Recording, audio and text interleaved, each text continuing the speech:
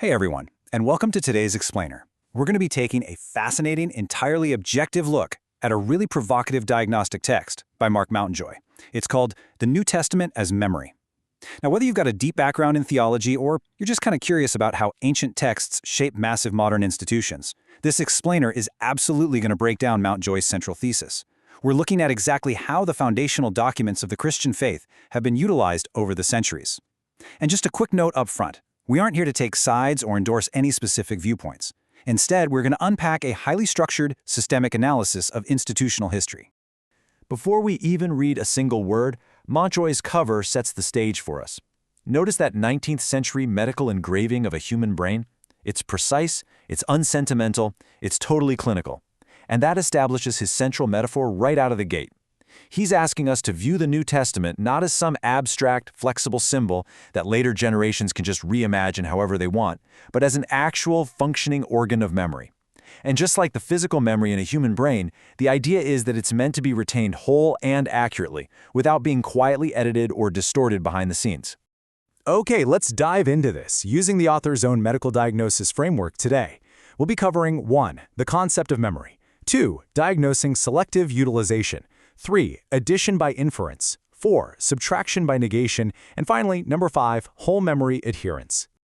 Section 1. The concept of memory. Before a doctor can diagnose an illness, they obviously have to know what a healthy organism looks like, right? Well, for Mountjoy, the baseline of health for the organism of Christendom is the New Testament acting as an inspired, finite record. To understand that baseline, we have to look at the historical window circumscribed strictly between the years 6 and 136 CE. This collection of documents is basically the control sample. True institutional development is supposed to flow directly from this memory. It shouldn't depart from it or negate it. Which brings us to a frankly explosive quote from the author. He writes, "Ask an institution to believe its own founding text without editing, and you will discover exactly how much of its present authority depends on the editing continuing quietly." Wow. Mountjoy acknowledges he has personal stakes here. He's watched friends agonize over institutional demands that clash with this founding text. He argues that simply asking modern institutions to adhere strictly to their unedited founding memory is, in practice, a profoundly disruptive demand. Section 2. Diagnosing selective utilization. Now we're going to transition from the baseline of health to the actual pathology. Mountjoy is very clear about something. The foundational text itself wasn't corrupted. We're all still reading the exact same 27 books. The ecclesial crisis, all those divisions and schisms throughout history, stems entirely from how institutions actually manage that text. He calls this core disease selective utilization. Basically, this is the failure of the Church to use the New Testament as a complete, reliable guide. Instead of holding the memory whole, institutions tend to fall into two traps. They either cautiously negate what the plain text actually says, or they permissively extend their rules way past the boundaries of what the text left silent. This selective handling, Mountjoy argues, is the root cause of Christendom's self-inflicted wounds. And this brilliantly illustrates what a model of perfect health looks like. Mountjoy's test case for judicious adherence is the doctrine of the Trinity. Now, even though the actual word Trinity isn't in the Bible, Mountjoy shows that affirming it requires cutting absolutely nothing from the memory.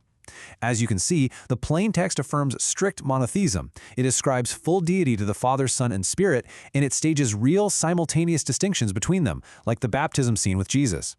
The Trinity keeps the memory whole. It doesn't cut anything, and it doesn't add anything. It is the ultimate model of health. But when adherence fails, it tends to fail in two specific, totally opposite directions. On one side, we have addition by inference. Think of this as extreme permissiveness. When the text is silent, the institution treats that silence like a blank check to just add new dogmas. On the flip side, we have subtraction by negation. This is extreme caution. When the text speaks plainly, but the institution finds it inconvenient or uncomfortable, they simply mute it or ignore it.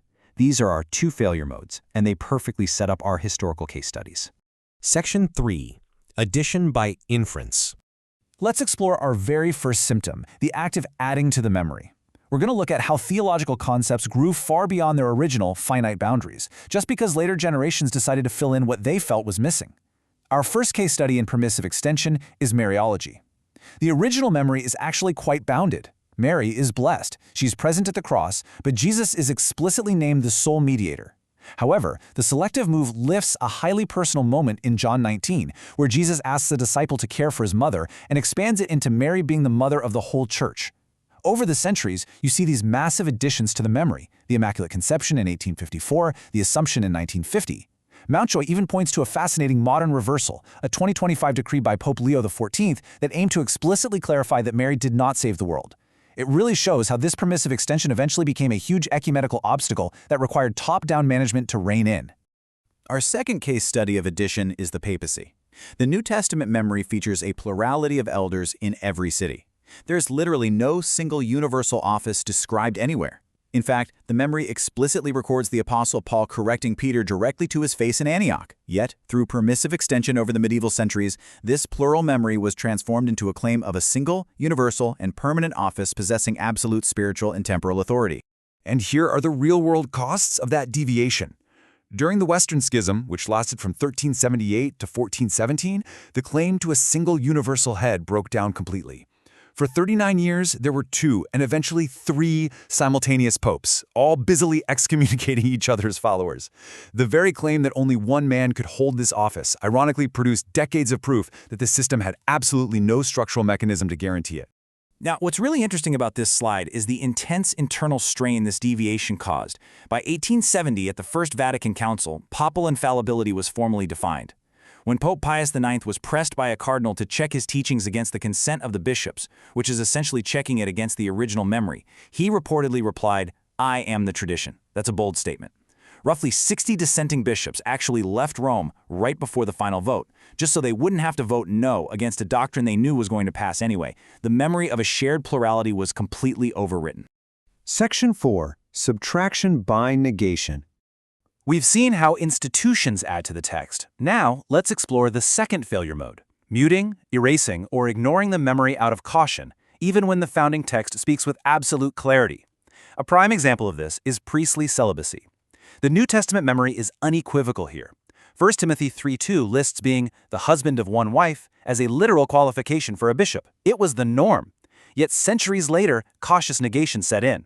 By the Second Lateran Council in 1139, the Church didn't just make celibacy a rule going forward. They retroactively voided existing clerical marriages, directly muting the plain text of their own foundational memory. Mountjoy impartially reports the staggering modern consequences of this departure. He cites the 2004 John Jay report, which documented $572.5 million in initial costs related to the abuse crisis. To put that into perspective, it's a massive financial and human toll. Now, Mountjoy is careful to note that while the direct causal link between celibacy and abuse is definitely debated by researchers, what is completely undeniable is that departing from the biblical memory of a married episcopate came bundled with a culture of secrecy and a devastating institutional crisis. Another profound example of subtraction is the muting of eschatology, which is the study of the end times. The original memory placed the end of the age in a very specific first-century timeframe, roughly 62 to 136 CE, tied directly to the destruction of the temple. Furthermore, texts like Daniel 7 gave the kingdom to corporate saints, a collective people, rather than just a lone ascension event. But because this original context was lost, or maybe just became politically inconvenient, the book of Revelation was essentially muted. It was cut out of lectionaries for 20 centuries. Institutions literally lost their place in their own story. This memory faded in distinct historical stages. Back in 1320 CE, Barnabas still viewed the Jewish revolts through the correct prophetic lens. By 156 CE, Montanus had the right direction but kind of botched the scale of it. The real break happens in 426 CE when Augustine spiritualizes the millennium, completely detaching it from history. Because the first century fulfillment was negated, you get these disastrous future panics. Massive panics in the years 1000 and 1453 as recalculated dates failed, all the way up to the Millerite Great Disappointment in 1844, where tens of thousands of people lost everything, waiting for a literal return. Section 5. Whole memory adherence. So, we have diagnosed the disease and examined the symptoms. Now we look at Mountjoy's prescription for this pathology, a complete return to the unedited New Testament as the ultimate control sample. Mountjoy presents what he calls the doorway test. Imagine a church that claims, hey, we have changed nothing since AD 33.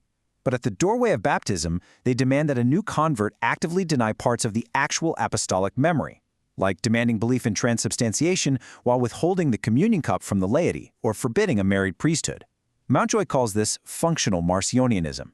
It's essentially forcing believers to reject parts of their own founding text just to be granted entry into what the institution calls orthodoxy. So, what does this all mean? The crucial point we're left with is this final, really provocative thought. It summarizes Mountjoy's entire diagnostic framework and leaves us with a profound puzzle to consider regarding institutional power and foundational truth. We have to ask, can an honest church actually survive its own unedited founding text? It's a massive implication to chew on. Thank you so much for joining me for this explainer. Keep focusing, keep learning, and I'll catch you next time.